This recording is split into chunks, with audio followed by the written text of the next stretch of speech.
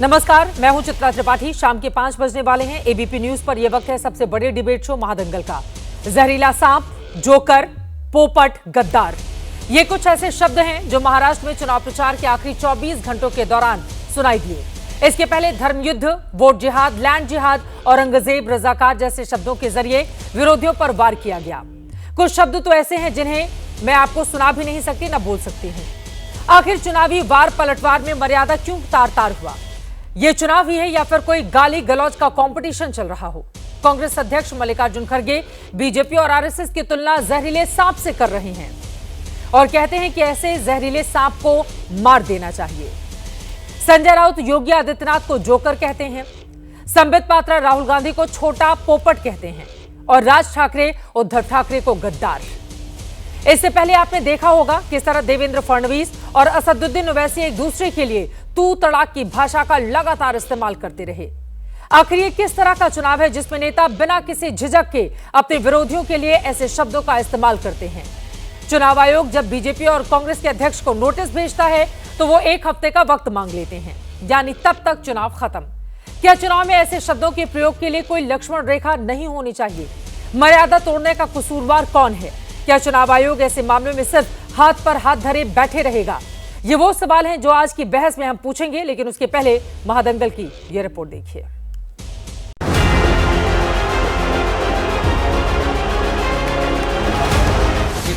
Joker येतोय, चार काय त्याचा बटेंगे तो कटेंगे, अरे तुझा बाप आला पाहिजे इथे आम्हाला। तुमचं बटेंगे फटेंगे सोडा, पण मुंबईवरती घारा घातला तर हम आपको काटेंगे। भारत माता की बीजेपी और आरएसएस ये तो जहर के जैसा है, तो इसलिए ये जहरीले सांप को मार देना चाहिए। एका माणसाने सगळे अख्खी पक्षाची वाट लावली। ज्या लोकांना हे म्हणतात गद्दार आहे, अरे गद्दार तर घरात तिथे बसलाय। कि देश को बर्बादी करने वालों को बिल्कुल जल्द से जल्द हटा देना चाहिए। महाराष्ट्र में चुनावी प्रचार खत्म होने से पहले मर्यादा तार तार हो चुकी है। विरोधियों पर निशाना साधने में सांप और जहर जैसे शब्दों का इस्तेमाल करने से भी परहेज नहीं किया जा रहा। महाराष्ट्र के सांगली की रैली में कांग्रेस अध्यक्ष मल्लिकार्जुन खड़गे ने बीजेपी और आरएसएस की तुलना जहरीले सांप से की। सबसे खतरनाक अगर कोई चीज इस देश में पॉलिटिकली है वो बीजेपी और आरएसएस। ये तो जहर के जैसा है। सांप अगर एक बार काटा तो खत्म आदमी होता है, तो इसलिए ये जहरीले सांप को मार देना चाहिए। विरोधियों पर निशाना साधने में उद्धव ठाकरे और उनकी पार्टी के नेता संजय राउत भी पीछे नहीं है। उद्धव जहां देवेंद्र फडणवीस को लेकर आउट ऑफ कंट्रोल हो गए, वहीं संजय राउत ने यूपी के सीएम योगी आदित्यनाथ को लेकर विवादित बयान दिया। देवेंद्र फडणवीस आणि सगळ्यांना सांगतोय की तुमचं बटेंगे फटेंगे सोडा, पण मुंबईवरती घारा घातला तर हम आपको काटेंगे।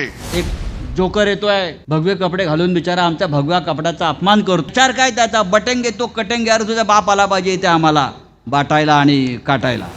खड़गे और उद्धव ठाकरे के बयानों को लेकर बीजेपी ने मोहब्बत की दुकान वाला पलटवार किया। ये नफरत की पराकाष्ठा है। राहुल गांधी कहते हैं कि मैं मोहब्बत की दुकान चलाता हूँ। मोहब्बत की दुकान की भाषा ये है कि जहरीला सांप है, भाजपा मार देना चाहिए। ये खुद देश में नफरत फैला रहे हैं। मैं आज इस मंच से कहता हूं और राहुल जी के भाषा में कहता हूं, छोटा पोपट करे कांग्रेस चौपट। कि आप देखिएगा आज के बाद राहुल गांधी का नाम छोटा पोपट पड़ने वाला है और ये नामांकन कोई हमने नहीं किया है। बाला साहेब ठाकरे ने राहुल गांधी का नाम छोटा पोपट रखा है। चुनाव का ऐलान होते ही विवादित बयानों की शुरुआत हो गई थी। अब प्रचार के आखिरी दौर में भी वही दोहराया जा रहा है। Bureau report, ABP news.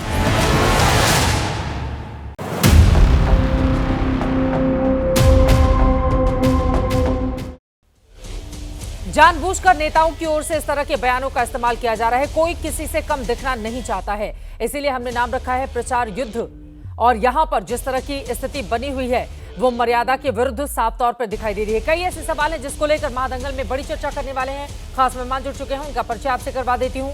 Ajay Alok जी राष्ट्रीय प्रवक्ता भारतीय जनता पार्टी के हमारे साथ जुड़े हुए हैं। साजिद सुपारीवाला जी प्रवक्ता शिवसेना उद्धव गुट से हमारे साथ हैं। कृष्णा हेगड़े जी प्रवक्ता शिवसेना शिंदे गुट से हमारे साथ हैं। बृजमोहन श्रीवास्तव जी आप प्रवक्ता एनसीपी अजित पवार गुट से हैं। महेश चव्हाण जी प्रवक्ता एनसीपी शरद पवार गुट से हैं। वरुण पुरोहित जी राजनीतिक विश्लेषक हमारे साथ जुड़ चुके हैं। सभी का बहुत बहुत स्वागत है। सबसे पहले अजय आलोक जी आपसे शुरुआत करते हुए, चूंकि मल्लिकार्जुन खड़गे की ओर से जहरीले सांप से बीजेपी की तुलना की गई है, क्या है जवाब इस पर आपका?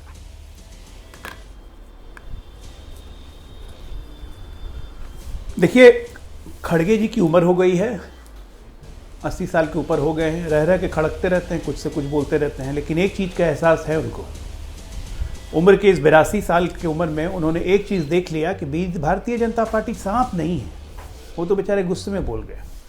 भारतीय जनता पार्टी नेवला की तरह कांग्रेस रूपी सांप को हर जगह से ख़त्म करते जा रही है। इस चीज़ का दर्द है उनको। एक तरफ मोहब्बत की दुकान खुलती है, एक तरफ कोई सांप बोलता है, कोई सेफ दिखाने लगता है, कोई कुछ करता है।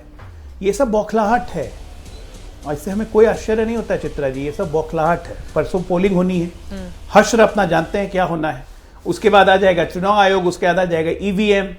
अब सांप है तो बिच्छू है, तो यही सब करते रहेंगे ये लोग। इससे हमें कोई फर्क नहीं पड़ता है।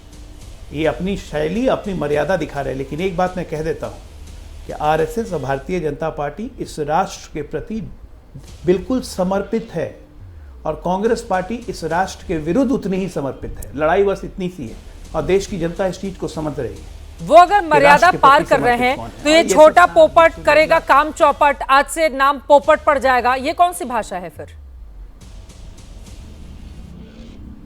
देखिए, छोटा पोपट करे या चौपट, छोटा पोपट हमने तो कहा नहीं था। छोटा पोपट बाला साहब ने कहा था, इंटरव्यू में कहा था, ऑन रिकॉर्ड कहा था। तो बाला साहब की बात याद दिला रहे हैं ना कि आज उसी छोटे पोपट के साथ मिलकर चुनाव लड़ रहे हैं। तो वो तो एक व्यंग था जो बाला साहब की याद दिला रहे हैं उन लोग को। बाला साहब क्या सोचते थे और उद्धव वाली शिवसेना क्या सोच रही है। तो अपना नुकसान करना है, अपने आप को कांग्रेस की तरह समाप्त करना है तो रहिए, समाप्त हो ही चुके हैं। मैं तो पहले ही से आपको कह रहा हूँ कि 23 तारीख को ध्रुव तारा बन के एक ही पार्टी गायब होगी महाराष्ट्र के राजनीति से, जब 23 को नतीजे आएंगे। और यहाँ पे इसी स्क्रीन पे सब रोना गाना शुरू करेंगे। कोई ईवीएम रोएगा, कोई जनादेश को रोएगा, कोई चुनाव आयोग को रोएगा, कोई कुछ रोएगा, और एक आदमी फिर गायब हो जाएगा। ठीक है, मेडिटेशन करने के लिए। पता नहीं कौन सी सेफ से पैसा निकाल के गायब होगा मेडिटेशन करने। दिखाई नहीं देना चाहता है अजय आलोक जी। इस बात को मानिए कि उधर से भी जुबानी वार जारी है और इधर से भी, मतलब मर्यादाओं को तार तार करने में, क्योंकि और भी मेरे पास फहरिस्त है पूरी की पूरी, मैं उस पर आऊंगी। लेकिन वरुण पुरोहित जी जल्दी से आपकी टिप्पणी ले लेते हुए, अब प्रधानमंत्री नरेंद्र मोदी के खिलाफ हम सब ने देखा था किस तरह के शब्दों का इस्तेमाल हुआ और कांग्रेस पार्टी को हार का सामना कई मोर्चों पर करना पड़ गया था। अभी गुजरात में हमने देखा था रावण से तुलना की गई थी। अब यहां पर यह कहने की जरूरत क्यों आन पड़ी है? जहरीला सांप, इसको खत्म किए जाने की जरूरत है, इसको मारने की जरूरत है, ये किसी अध्यक्ष का बयान हो सकता है क्या वरुण पुरोहित जी? चित्रा जी, सबसे पहले तो मैं आपको साधुवाद देना चाहूँगा। चुनाव की बातों से हटके आपने जो सामाजिक राजनीतिक मर्यादाओं का हनन हो रहा है पिछले 10 साल में, उस पर आपने ध्यान आकर्षित किया। पूरा देश आपको इस समय देख रहा होगा, तो ये बहुत बढ़िया बात आपने करी। कई बार आप जैसे मथुरा में आप वो जो माताएं उनका भी लाई थी एक बार करके, तो बहुत बढ़िया आप इशू लाए। देखिए, अभी भी आपने अजय आलोक जी से पूछा तो उन्होंने कैसे शब्दों का उपयोग किया। तो ये सबसे पहले ड्यूटी किसकी होती है? हेड ऑफ द फैमिली की। तो प्रधानमंत्री जी जब करोड़ों की गर्लफ्रेंड और जर्सी गाय ऐसे शब्दों का प्रयोग करेंगे, मंगलसूत्र, भैंस, गाय, पता नहीं क्या क्या बेटी उठा ले जाएंगे, तो हम अगर मर्यादाओं के आज के निभाने की बात करें तो सारी मर्यादाएं कांग्रेस ही निभाए, भारतीय जनता पार्टी तो निभाए नहीं। तो ये जब तक यूनिवर्सल बात नहीं होगी देश के अंदर, और जो आपको सबसे पहले पहल करनी पड़ेगी तो हेड ऑफ द फैमिली करनी पड़ेगी। अगर सत्ता में आ रहे कांग्रेस गायब हो रही है, तो मान लीजिए शाब्दिक आचरण की गिरावट से कांग्रेस गायब हो रही है, तो आप क्यों गिरावट कर रहे हो शाब्दिक आचरण में? बच्चे तो सीखते हैं, जनरेशन सीखती है। जो आपने बात की वो गुजरात में उस समय एक गलत शब्द प्रधानमंत्री जी के लिए उपयोग किया गया था कांग्रेस नेता, हालांकि बाद में कांग्रेस ने उनको कोई पद वद नहीं दिए हैं। तो उसके बावजूद भी जब तक शाब्दिक आचरण बैलेंस नहीं होगा देश के अंदर, अभी आपने बात की इसकी लक्ष्मण रेखा क्या होगी, ये तो चुनाव आयोग को तय करना चाहिए। चुनाव आयोग कहाँ इस समय 10 साल में दिखाई नहीं दे रहा। अगर तुरंत एक्शन करे, एक नेता पे भी कर दे, सारे नेता चुप हो जाएं। छोटे से बड़े नेता आज भी आपने वोट तो मिलेंगे नहीं ना। अब सांप से आप तुलना करते जाइए, पता नहीं सांप बता देने से वोट तो हासिल होंगे नहीं। वरुण पुरोहित जी जरा बयानों पर रहते हैं ना, कट टू कट बयानों पर रहते हैं, बहुत ज्यादा इतिहास बनी जाते हैं। सांप से तुलना कर देने पर क्या महाराष्ट्र की जनता आपको वोट कर देगी, या झारखंड के लोग आपको चुनाव में जीतकर सत्ता तक पहुंचा देंगे? और इनको मारने की जरूरत है, ये मारने काटने की बात के बगैर चुनाव नहीं हो सकते हैं क्या? चित्रा जी, बटेंगे कटेंगे 80-20 हो चाहे सांप जहर की बात हो, इनसे किसी को वोट मिलने वाले नहीं। जनता इस चीज से परेशान है। जनता चाहती है अपने इश्यूज पे बात करना, महंगाई पे, बेरोजगारी पे। बच्चे पढ़ लिख के सड़कों पे आ गए, महंगाई आप देखो कितनी बढ़ती जा रही है, लोग फल खाना तो भूल ही गए, तो उस पे तो नेता लोग बात ही नहीं कर रहे। इसीलिए मैंने आपको फिर साधुवाद दे रहा हूँ कि आपने जनता से जुड़ी बात उठाई है। ये सामाजिक राजनीतिक आचरण पे चर्चा जवाब ले लेती हूँ। अजय आलोक जी, आपके बड़े नेताओं की वो लंबी फहरिस्त गिना रहे हैं कि ये मर्यादा का आचरण पालन करने के लिए सिर्फ कांग्रेस की तरफ क्यों देखते हैं आप लोग? पहले खुद में भी झांक कर देख लें।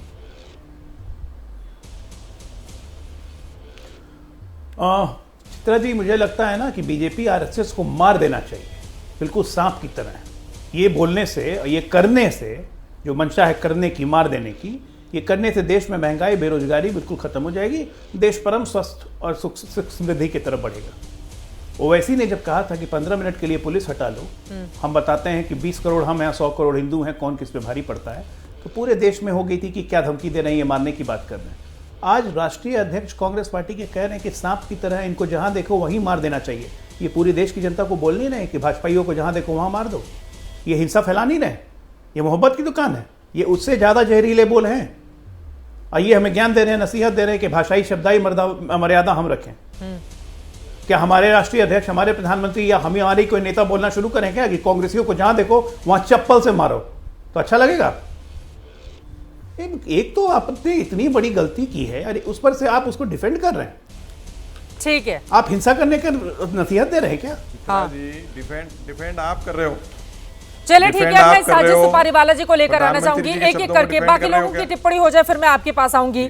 अब मैं आ जाती हूं उद्धव ठाकरे के बयान पर। साजिद सुपारीवाला जी वो कह रहे हैं, मैं फडणवीस को बताना चाहता हूं, बटेंगे फटेंगे छोड़ दो, अगर मुंबई पर प्रहार करेंगे तो हम आपको काटेंगे। कौन सा शब्द होता है काटेंगे? हम आपको काटेंगे बताकर क्या जाहिर करना चाहते हैं उद्धव ठाकरे? शुरू किसने किया? किसने किया शुरू? बताइए। हाँ, किसने किया शुरू? बटेंगे तो कटेंगे, ये सब नारा, ये नया जुमलाबाजी क्यों शुरू की है इन लोगों ने? अच्छा खासा हम शांतिपूर्वक करना चाहते हैं, इलेक्शन कमीशन का उल्लंघन कर रहे हैं, हर चीज में डेमोक्रेसी खत्म कर रहे हैं, हर चीज में इनकी दादागिरी चलेगी क्या? हमें भी तो कुछ, हमारा भी तो कोई वक्तव्य है ना, हमारा भी तो कोई वक्तव्य है, हमारा भी तो कोई कार्य है ना शिवसेना का। दादागिरी दिखा रहे हैं आप इस तरह के दादागिरी हम नहीं दिखा रहे, हम कह रहे कि दादागिरी अगर कोई करेगा तो क्या हम थोड़ी ना के ऐसा बोलेंगे कि आप हमारे महाराष्ट्र को आके लूट के चले जाओ। आज गुजरात में सब बिजनेस भेज दिए, हमको कितनी तकलीफ हो रही है, महाराष्ट्र में जॉब के कितने प्रॉब्लम हो रहे हैं, आप समझ रही है चित्रा जी? कितनी तकलीफ हो रही है। आज पूरा बिजनेस चला गया, कितने घर, कितने चूल्हे जलने से रह गए। आज यूथ पूरा वो हो गया, बस ये नारेबाजी में, जुमलाबाजी में लगा हुआ है सब लोग। कोई कारोबार, कोई कुछ नहीं। महाराष्ट्र में लोग रो रहे, परेशान है। तो जब आपकी सरकार थी, आपने क्या क्या कामकाज गिनाए थे वही बता दीजिए, लेकिन इस तरह के जहरीले शब्दों का इस्तेमाल नहीं करेंगे ना। संजय राउत एक जोकर उत्तर प्रदेश से आता है, हमारे भगवा वस्त्रों का अपमान करता है वो योगी। ये कोई भाषा है देश के सबसे बड़े सूबे के मुख्यमंत्री के लिए प्रयोग किए जाने का? ये कोई भाषा है साजिद सुपारीवाला जी? भाषा का उल्लंघन शुरू किसने किया? पप्पू बोलना किसने शुरू किया? राहुल गांधी को। जरा इनको पूछो, ये बैठे प्रवक्ता बीजेपी के, इनको पूछो कि पप्पू बोलना किसने शुरू किया? राहुल गांधी को। और आपके भी नेता वैसे ही पेंगुइन बोलना किसने शुरू किया? यही तो बात है। आदित्य साहब के बारे में क्या क्या बोलना शुरू किया? तब आपको याद नहीं आया चित्रा जी? अभी आपको सब याद आ रहा है। आपको निष्पक्ष होकर बोलना चाहिए चित्रा जी, आप जर्नलिस्ट हो, आपको सारी निष्पक्षता के साथ अरे मुझे उस समय भी याद आया था, और इस समय लगातार मैं इसी मुद्दे पर डिबेट कर रही हूँ। महाराष्ट्र से अभी मैं लौटी हूँ 1 घंटे पहले। साजिद सुपारीवाला जी, जिन बयानों का जिक्र किया जा रहा है, 1 सेकेंड सर, अभी जब भी टीवी डिबेट होती है, दिन के कौन से बयान होते हैं उसको लेकर डिबेट की जाती है, तो हम बहुत इतिहास में नहीं जाएंगे क्योंकि हमारे पास 1 घंटे का वक्त होता है। आज जिसका बयान आया है उसी पर डिबेट हो रही है, और ये बात आप भी जानते हैं। जब आदित्य ठाकरे के लिए कहा गया था उस दिन भी मैंने डिबेट की थी। लेकिन मेरा ये सवाल है, भाषाई मर्यादा तोड़कर क्या वोट मिलेंगे आपको? जल्दी से 2 लाइन में जवाब दीजिए, उसके बाद मैं आती हूँ। अजय आलोक जी, आपको ही जवाब देना है। हाँ, हमको तो वैसे भी वोट मिलने वाले हैं। महाराष्ट्र की जनता ने इनको खदेड़ दिया है। अब महाविकास आघाड़ी बहुत जोरों शोरों से आएंगी और सबको बताएगी कि प्रोग्रेस क्या होता है, डेवलपमेंट क्या होता है। हमारा एक ही मुद्दा है आदित्य ठाकरे जी का, नौकरी नौकरी नौकरी और कुछ नहीं। रोजी रोटी की तैयारी, हमें जाति धर्म की और ये जो टिप्पणी की वो भाषा नहीं करनी है। हमें डेवलपमेंट का काम करना, हम करके दिखाएंगे। हमने पहले भी किया है, आगे भी करेंगे, और महाराष्ट्र में जितना गुजरात गया है, जितना कारोबार सब वापस लेकर आएंगे। अजय आलोक जी जवाब बताएंगे कि महाराष्ट्र क्या है। ठीक है, अजय आलोक जी जवाब दीजिए उनकी बातों पर। सबसे पहली बात तो मैं ये इनको बताना चाहूँगा कि राहुल गांधी को पप्पू कहना हमने शुरू नहीं किया। 1999 में सबसे पहले छोटा पोपट बाला साहेब ने कहा, आपके बाला साहेब, अब उनकी याद आप लोग नहीं करते हैं अलग बात है, छोटा पोपट बाला साहेब ठाकरे ने कहा था, रिकॉर्डेड वीडियो बयान है, देख लीजिए। क्या कोइंसिडेंस है चित्रा जी, देखिए कोइंसिडेंस है भाई, पर्सनली मत लीजिएगा, बीच में नहीं, बीच में मत बोलिए ना, पोपट तो बाला साहब ने बोला, अरे बीच में क्यों बोल रहे हैं? मैं कोइंसिडेंस गिना रहा हूँ, कोइंसिडेंस नहीं रहा हूँ। अरे एक मिनट सुनिए, इतने बेचैन क्यों हो जा रहे हैं? अभी आप और बेचैन हो जाइएगा मेरी बात सुनने के बाद। सुनिए कितना कोइंसिडेंस है। देवेंद्र फडणवीस को काट डालेंगे उद्धव ठाकरे, काट डालेंगे। अब प्रवक्ता भी रख लिया सुपारी वाला। कोइंसिडेंस है, एक से एक कोइंसिडेंस है, क्या करिएगा आप? जैसी ऐसी मंशा होती है ना, वैसे वैसे हरकतें होती हैं, तो इस तरह की भाषा तो निकलेगी। अरे मैंने बोला पर्सनल मत लीजिएगा, मैंने पहले कह दिया, मैं कोइंसिडेंस बता रहा हूँ, पर्सनली मैंने उनको नहीं टारगेट कर रहा हूँ। मैं कह रहा हूँ ये मानसिकता हो गई है, ये विक्षुब्ध लोगों की मानसिकता होती है, फ्रस्ट्रेटेड लोगों की मानसिकता होती है कि गाली गलौज करना, काट देंगे, मार देंगे, ये कर देंगे, सांप है कुचल डालो। बीजेपी की हालत कुत्ते जैसी हो गई है, इनके कांग्रेस के अध्यक्ष बोलते हैं, मतलब ये सब क्या है? ये सब मेंटल फ्रस्ट्रेशन है और क्या?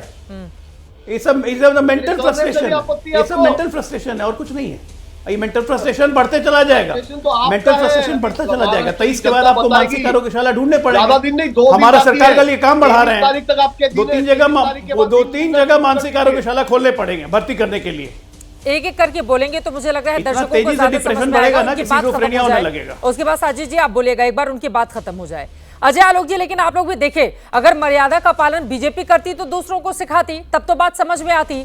लेकिन दोनों ही तरफ से अब दोनों ही पार्टियों के, दोनों ही राष्ट्रीय पार्टियों के अध्यक्ष को चुनाव आयोग की ओर से नोटिस दिया जा रहा है। वो कह रहे हैं हमें तो 1 हफ्ते का वक्त चाहिए, तब तक चुनाव बीत जाएगा, उसके बाद ये लोग जवाब दाखिल करेंगे। तो दोनों ही तरफ से कोई किसी से कमतर दिखना नहीं चाहता ना। देखिए चित्रा जी, भाषाई मर्यादा, आप इतने दिन से टीवी डिबेट कर रही हैं, इतने दिन से आप जर्नलिज्म कर रही हैं, भाषाई मर्यादा भारतीय जनता पार्टी का हर नेता प्रवक्ता हमेशा रखता है, कोई अपनी भाषाई मर्यादा की सीमा नहीं लांघता।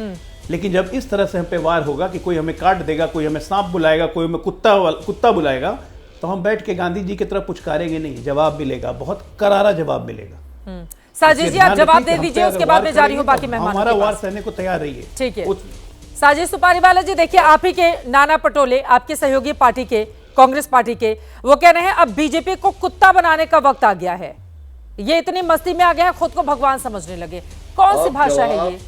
अब जवाब महाराष्ट्र की जनता देगी, हिंदुस्तान की जनता देगी। जिस तरह लोकसभा में इनको जवाब दिया था, उसी तरह अभी विधानसभा का वक्त आ चुका है। खिसियानी बिल्ली खंबे नोचे, ये सब छोटी छोटी पॉइंट्स पकड़ के इन लोग अभी शुरू हो गए। इनको महाराष्ट्र की जनता यहाँ से तड़ीपार जब करेगी और जब हमारी सरकार आ जाएगी, इनको अभी से डर बैठ गया अपने दिल में कि अभी हमारा क्या होगा। कोई बात नहीं, हाथ कंगन को आरसी किया, पढ़े लिखे को फारसी किया, ज्यादा वक्त नहीं, 2 दिन है, 23 तारीख को आप लोग तड़ीपार हो और महाराष्ट्र में उद्धव बाला साहेब ठाकरे के साथ में मिलकर महाविकास आघाड़ी अपनी सरकार बनाएगी। इंशाल्लाह बहुत अच्छा जवाब मिलेगा, करारा जवाब तो आपको मिलेगा। कृष्णा हेगड़े जी आपके पास आते हुए वो कह रहे हैं खिसियानी बिल्ली खम्मा नोचे, इस तरह की स्थिति हो गई है। एक एक करके बाकी 4 लोग भी हैं, 3 लोग उनकी टिप्पणी नहीं हो पाई है। कृष्णा हेगड़े जी वो आप लोगों पर तल्ख टिप्पणी करते हुए कह रहे हैं खिसियानी बिल्ली खम्मा नोचे, इस वजह से इस तरह के शब्दों का इस्तेमाल किया जा रहा है।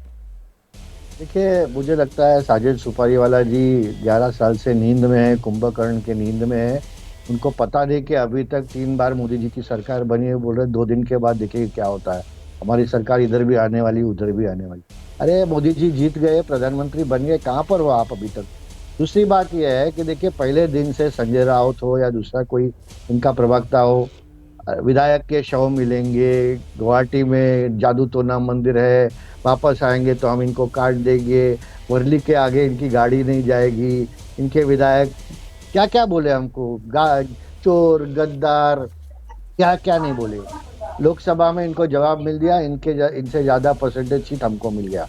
हमारे एकनाथ शिंदे जी ने कभी इनके खिलाफ एक शब्द नहीं वापरे, एकदम सोफिस्टिकेटेड तरीके से हम खाली काम कर रहे हैं लोगों के 24 घंटा काम कर रहे हैं, जनता की सेवा कर रहे हैं। ये रोज गाली देते हैं हमको, कुछ फर्क नहीं पड़ता हमको, हम काम करते रहेंगे, अभी भी गाली देंगे, 2 दिन के बाद देखेंगे सरकार किसकी बनेगी। 23 तारीख को मालूम पड़ेगा सरकार किसकी बनेगी, हमारी बनने वाली, और केंद्र में भी हमारी सरकार है, कोई टेंशन लेने की जरूरत नहीं। आप गाली देते रहो, आप गाली देते रहो, हम सुनते रहेंगे, देश भी सुन रहा है, महाराष्ट्र की जनता भी सुन रहा है, सब लोग सुन रहे हैं।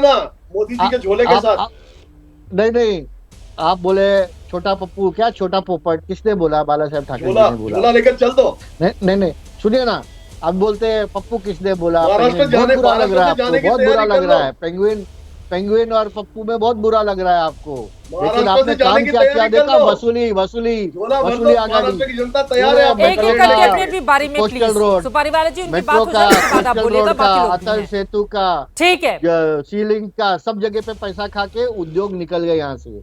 अभी हमारे सरकार आ गई, उद्योग फिर से वापस आ गई, यहाँ पर रोजगार भी हुआ, इन्वेस्टमेंट भी हुआ, FDI भी 54% पूरे देश का आ गया, योजना भी चले, हजारों योजना चले, महिलाओं को भी पैसा मिल गया, सभी को पैसा मिल गया।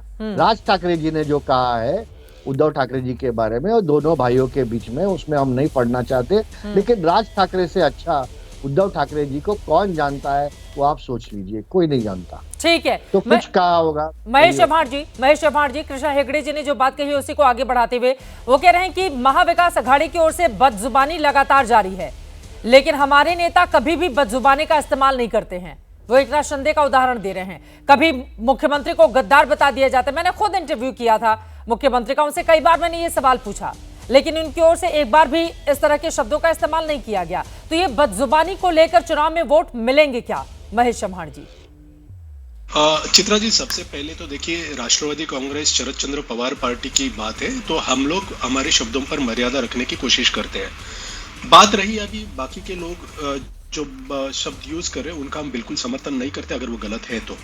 देखिए, अगर चुनाव आयोग के पास इन्होंने 1 हफ्ते का समय मांगा है तो वो चुनाव आयोग का सवाल है, चुनाव आयोग ने उस पर क्या एक्शन लेना चाहिए वो डिसाइड करेंगी। लेकिन अभी 20 तारीख को जनता निर्णय लेने वाली है, जनता सुन रही है कौन क्या बयान कर रहा है, किसके बयान सही है, किसके बयान गलत है, तो जनता अभी 2 दिन में उसका रिजल्ट देने वाली है। अरे आप बयान सुनिए ना, आप कह रहे हैं जुबानी मर्यादा। आप ही के जितेंद्र आव्हाड हैं, एनसीपी के शरद पवार गुट के नेता, वो बोल रहे हैं कि अजित पवार ने धक्का देकर शरद पवार को बाहर कर दिया, जाते जाते घड़ी भी छीन ली। अरे तुम्हारे में अगर हिम्मत थी, मर्द की औलाद थे, तो कोई निशान ढूंढ लेते। जैसे कि मैंने कहा, अगर कोई ऐसा सवाल या ऐसे शब्द यूज करता है तो हम उनको समर्थन नहीं करते। हमारे पार्टी का आधिकारिक बयान आया हो इनके समर्थन में तो आप मुझे बताइएगा। कभी कभी ऐसा होता है, हमारी पार्टी किसी भी गलत चीज को समर्थन नहीं देती, ये मैं आपसे कहना चाह रहा था।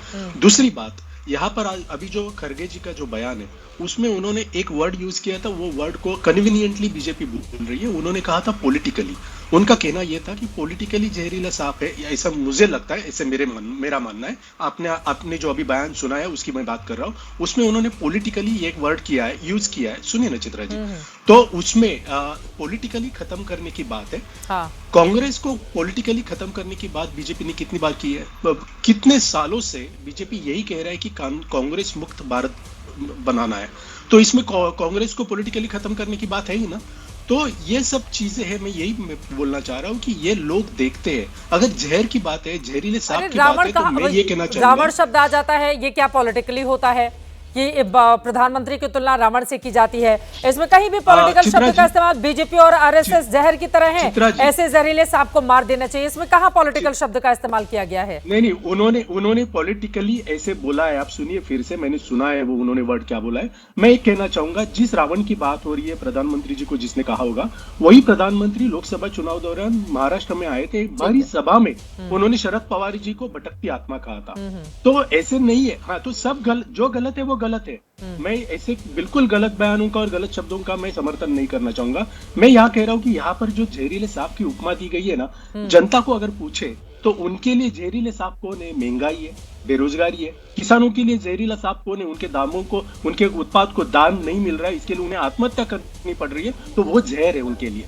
तो इन जो इश्यूज है इस पर बात होनी चाहिए। ये बात न करते हुए बटेंगे तो कटेंगे और ऐसे गलत शब्द किसी ने भी यूज नहीं करनी चाहिए। लेकिन अजित पवार की पार्टी तो बटेंगे कटेंगे से बिल्कुल भी तारुफ नहीं रखती है, वो उसकी मुखालफत करती है। अब सीधे आपके पास आते हुए यहाँ पर ये बड़ा बयान बृजमोहन जी जो दिया जा रहा है नेताओं की ओर से, सब उसको ओन करते हुए चले जा रहे हैं, लेकिन जो बदजुबानी है लगातार जारी है, उस पर पहले आपकी टिप्पणी।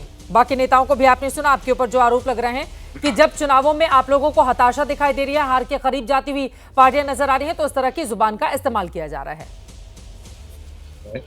चित्रा जी, नफरत और असंसदीय भाषाओं से भरे बयानों की अब निंदा मुझे लगता है शायद बहुत हो चुकी, और हम लोग लगातार इसकी निंदा करते हुए भी आए जी। अभी मुद्दा क्या है, महाराष्ट्र का आज ये चुनाव प्रचार समाप्त हो जाएगा, 20 तारीख को मतदान है। लोकसभा के जो अभी चुनाव हुए थे इसमें 1% खाली मतों का अंतर है महाविकास आघाड़ी और महायुति के बीच, करीब करीब 5.5 से 6 लाख वोटों का फर्क है।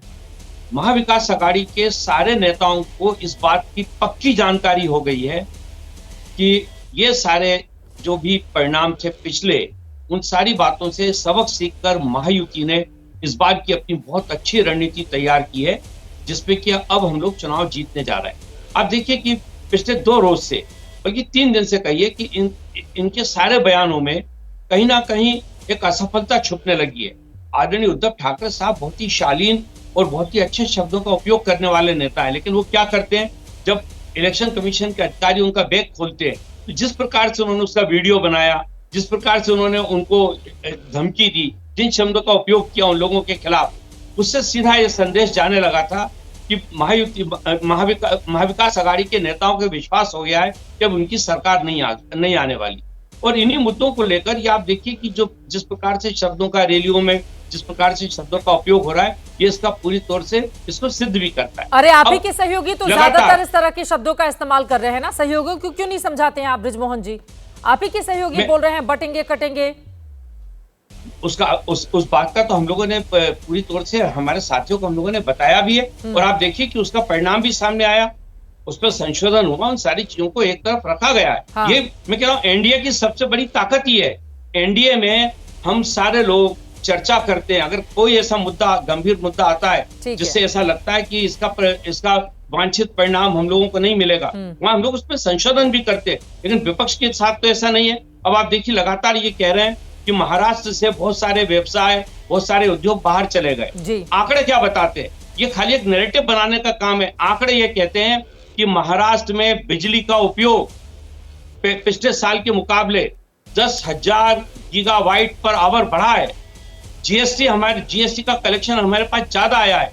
एफडीए हमारे पास देश में सबसे ज्यादा महाराष्ट्र के पास आया है। तो ये सारी चीजें आंकड़ों पे आधारित है, लेकिन विपक्ष के पास चूंकि कहने को कुछ नहीं है। मैं इन लोगों के भी जो घोषणा पत्र उनका अध्ययन कर रहा था, चित्रा जी आपको जान के बहुत आश्चर्य होगा, किसी ने भी उसमें 5 साल के विकास का कोई कार्यक्रम अपने घोषणा पत्र में नहीं रखा है, किसी ने भी नहीं रखा। खाली महायुति के तीनों घटक दलों ने अपने अपने घोषणा पत्रों में इस बात का स्पष्ट संदेश दिया है कि हम 5 साल में क्या क्या करेंगे। इन सारी बातों, आज का दिन इन सारी बातों पे करने का है। मैं सोचता हूँ विपक्ष के लोगों को कम से कम ऐसे नफरत भरे शब्दों से बचना चाहिए। राहुल गांधी जवाब ले लूंगी, सुपारीवाल जी मैं आई हूँ आपके पास, लेकिन उसके पहले राहुल गांधी की ओर से आज एक तिजोरी के साथ बीजेपी पर जबरदस्त तरीके से हमला किया गया।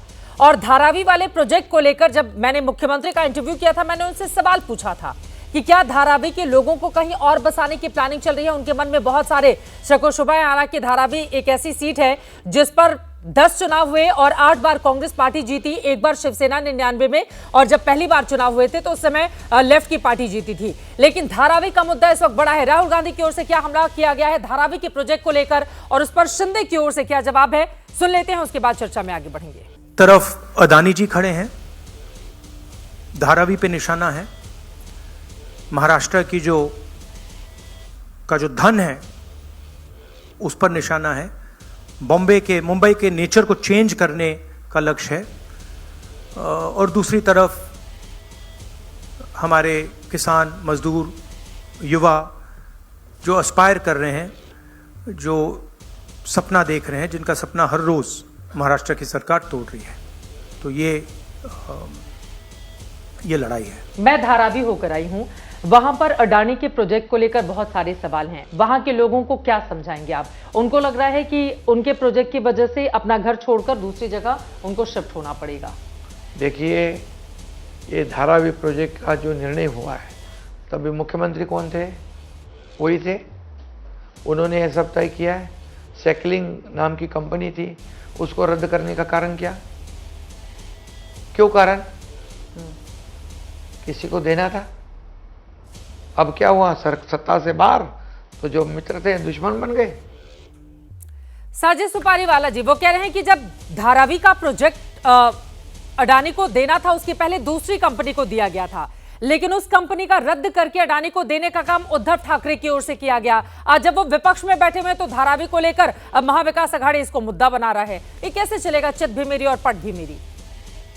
अब ये देखो, एक बात तो साफ हो गई। एकनाथ शिंदे जी ने जो कहा कि मुख्यमंत्री जब वो थे तो एकनाथ शिंदे को जो ये याद है कि क्या वादा किसको किया, लेकिन जो प्रोजेक्ट सैंक्शन किए गए थे कोस्टल रोड्स के और जितने भी सारे प्रोजेक्ट्स, जो ड्रीम था उद्धव बाला साहब ठाकरे और आदित्य साहब ठाकरे का, उसको इम्प्लीमेंटेशन करने के बाद जब इनको सरकार को तोड़कर गद्दार लोग यहाँ से भागे, उसके बाद में अपना स्टैंप लगा के सारी चीजों का क्रेडिट लेना चाहते थे। अब जो बुरा चीज, जो इंसानियत के अगेंस्ट में जो चीजें होती है, आज उद्धव साहब घुमा रहे हैं ना सुपारीवाला जी आप। मैंने पूछा कि अगर सैंक्शन करने का काम और अडानी को धारावी प्रोजेक्ट देने का काम उद्धव ठाकरे की ओर से किया गया था, तो आज राहुल गांधी लेकर आते हैं एक है तो सेफ है का एक तिजोरी और उसके अंदर से फोटो निकालते हैं। चित्रा जी मैं वही बोलने जा रहा हूँ, मुझे बोलने दीजिए, कंप्लीट करने दीजिए। इट इज कनेक्टेड, जो मैं बात बोल रहा हूँ वो कनेक्टेड है। बोल सकता हूँ मैं अपनी बात? जी बिल्कुल, बोलिए, बुलाए है इसीलिए है, बोलने के लिए बोलिए। जी देखिए, ऐसा है ना कि ये जो धारावी का प्रोजेक्ट के बारे में बातें हैं ना, उद्धव साहब ने जो वादे लिए हैं, जो उस वक्त सैंक्शन करने की जो एकनाथ शिंदे साहब ने बात करी है, आज इतना बड़ा मोर्चा हम लोगों ने निकाला था धारावी में, जब हमें पता चला कि हमारे जो वहाँ पे काम करने वाले पात्र और अपात्र जो टेनेंट्स है वहाँ के, उनके साथ इंसाफ नहीं होगा, इसलिए हम लोगों ने सब मिलकर उद्धव साहब के नेतृत्व में वहाँ बहुत बड़ा मोर्चा निकाला था। उस मोर्चे में यही बात हुई थी कि जितना एज पर द वो जो SRA की जो नियम है, उस नियम के मुताबिक उनको घर दिए जाएंगे और जिसकी वहाँ पे दुकानें हैं, शॉप्स है, बेचारे गरीब लोग वहाँ करते खाते हैं अपना। मेरे साथ इंटरव्यू में जब मुख्यमंत्री से इस बाबत मैंने सवाल पूछा था, उन्होंने कहा था कि 2 लाख घर दिए जाएंगे जितने भी पात्र लोग हैं, और एक घर की कीमत 1 करोड़ रुपए है और वहीं धारावी में दिए जाएंगे। ये उनकी ओर से बात कही गई थी, और जो अपात्र हैं उनके लिए भी व्यवस्था की जाएगी। साजिद सुपारीवाला जी, चित्रा जी जो कारोबार चला रहे हैं, अपना छोटा छोटा जो कारोबार चला रहे हैं, उनका क्या होगा? उनको क्या फेंक दिया जाएगा? हमें क्या फिक्र नहीं होगी उनकी? हाँ। जो चीज, क्या पूरा महाराष्ट्र अदानी को उठा के दे दिया जाए? क्या पूरा महाराष्ट्र में कदम रखने के लिए हर जमीन अदानी की होगी क्या? एक ही कार्य, एक ही इंसान को अडानी को देने का काम उद्धव जी ने किया था ना? नहीं, तो पूछ रही मैं आपको क्या बोल रहा हूँ, ये गलत बात है। ये फैक्ट नहीं है। ये सब अपने ऊपर से जिम्मेदारी हटाने की बात चल रही है।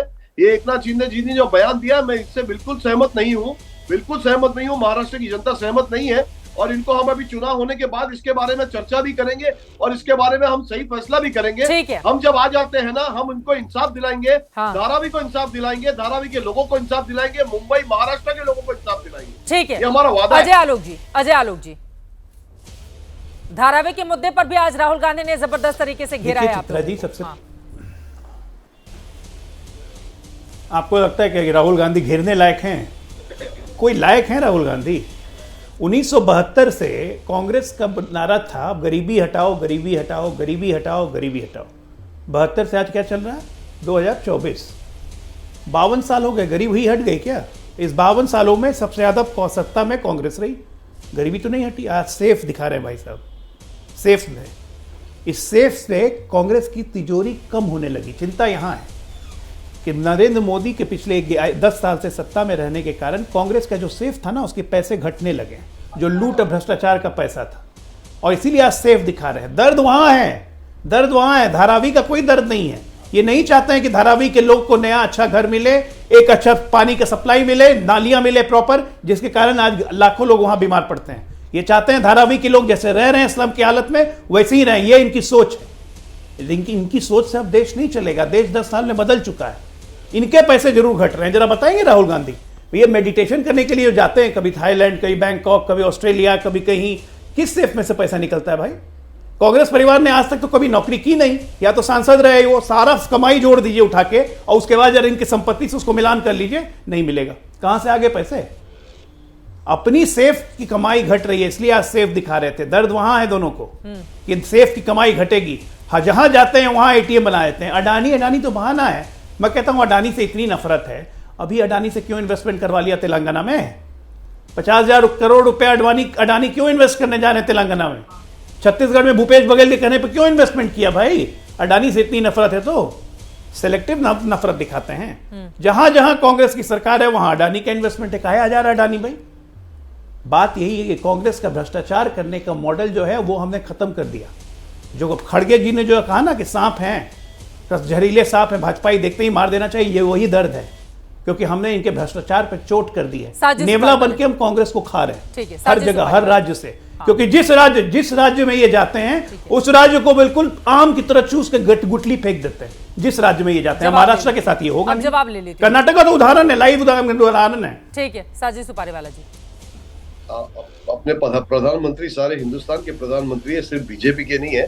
लेकिन क्योंकि आपने बात कही कि हम लोग ऐसा कर रहे हैं, उसके पैसे इस्तेमाल कर रहे हैं, आप जरा मोदी जी के सूट की कीमत बताइए, फॉरेन ट्रिप्स के बारे में बताइए। आपके जो बच्चे, आपके बीजेपी के जितने जो नेता है उनके बच्चे फॉरेन कंट्री में पढ़ते हैं, क्या आप पूरा हिसाब दे सकते हैं? क्या आप पूरा हिसाब दे सकते हैं किसके खर्चे पे क्या चल रहा है? आप ये नुक्ताचीनी की करने की जगह आप ये बताइए कि आपने धारावी का क्या आपके पास इंसाफ है? आप बताइए, पेपर बताइए, क्या आप इंसाफ दिलाने वाले धारावी को? अगर आपको ऐसे ही लग रहा है, आप इतने मुतमईन है कि अदानी जो है बहुत फैसला करने वाले हैं, आपको ऐसे ही लगता है कि अदानी बहुत सही वो विकासक है, तो आप बताइए ना कि स्लम्स को क्या मिल रहा है, कितनी जगह मिल रही है? क्या आप गारंटी ले सकते हो नेशनल टेलीविजन के ऊपर कि आप पात्र का ध्यान रखोगे? क्या नेशनल टेलीविजन पे आप प्रॉमिस कर सकते हो? बीजेपी के प्रवक्ता प्रॉमिस कर सकते हैं कि हमारे धारावी के लोगों के साथ इंसाफ होगा? क्या आप अभी आप कंफर्म कर सकते हैं कि जितनी जगह उतनी मिलेगी, जो स्मॉल स्केल इंडस्ट्री है उसका ख्याल रखा जाएगा?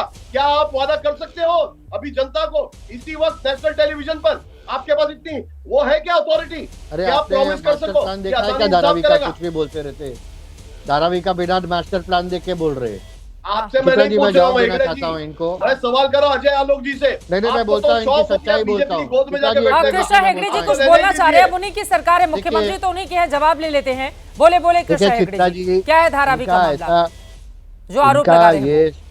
नहीं, इनका ये स्टोरी है कि बुलेट ट्रेन महाराष्ट्र में आए तो उसका विरोध करो, उसके बाद कोंकण में रिफाइनरी आए तो विरोध करो, फिर दूसरे जगह के लिए लेटर दे दो, फिर वहां रिफाइनरी आया फिर विरोध करो, वहां पे जमीन खरीदो, फिर जमीन को एक्स्ट्रा भाव में बेच दो, समृद्धि महामार्ग आया तो आजू बाजू में जमीन खरीदो, फिर उसके वहां पे समृद्धि महामार्ग आया तो विरोध करो। ये सब एजिटेशन इनका ओल्ड टेक्नोलॉजी, और ऐसे इन्होंने एक जगह पे नहीं 50 जगह पे किया है। सब पूरे दुनिया जानती है महाराष्ट्र में क्या टेक्नोलॉजी वापरते ये।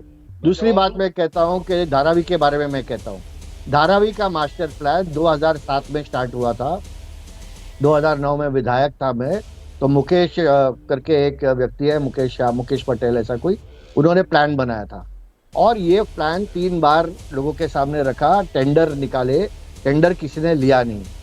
अभी हो गया 2020, 3 बार किसी ने टेंडर नहीं लिया, किसी ने अटेम्प्ट नहीं किया कि 450-500 एकड़ को रिडेवलप करे। अडानी ने पहले जीवीके एयरपोर्ट 10,000 करोड़ रुपए में लिए, और वहाँ पर जो मेरे कॉन्स्टिट्यूएंसी में दोनों एयरपोर्ट आते हैं, वहाँ पर उन्होंने इंसाइटिव रिहेबिलिटेशन की बात की। सिमिलरली जैसे सामान्य मुख्यमंत्री जी ने कहा, जो धारावी में बसे हैं जितने लाख लोग, उनको वहाँ पर रिहेबिलिटेशन मिल जाएगा। अगर वहाँ पर नहीं मिल रहा है तो दूसरे जगह पे उनको मिल जाएगा। अब देखना होगा ये तमाम जिम्मेदारियां वहाँ की जनता किसको देती है, किसको बिठाती है। सिर माथे पर 10 लाख की आबादी है धारावी में और तकरीबन 60,000 परिवार, उसको लेकर भी अब यहाँ पर दोनों ही पार्टियां आमने सामने हैं, लेकिन कुल मिलाकर लड़ाई बेहद दिलचस्प। आप तमाम मेहमानों का बहुत धन्यवाद हमारे साथ महादंगल का हिस्सा बनने के लिए। आगे देखिए होता है कि आप 20 नवंबर को हो रही है वोटिंग, 23 नवंबर को आएंगे नतीजे और आप देखेंगे सबसे तेज एबीपी न्यूज पर। इसी के साथ महादंगल में अभी के लिए बस इतना ही। देश और दुनिया की तमाम खबरों के लिए आप देखते रहिए एबीपी न्यूज।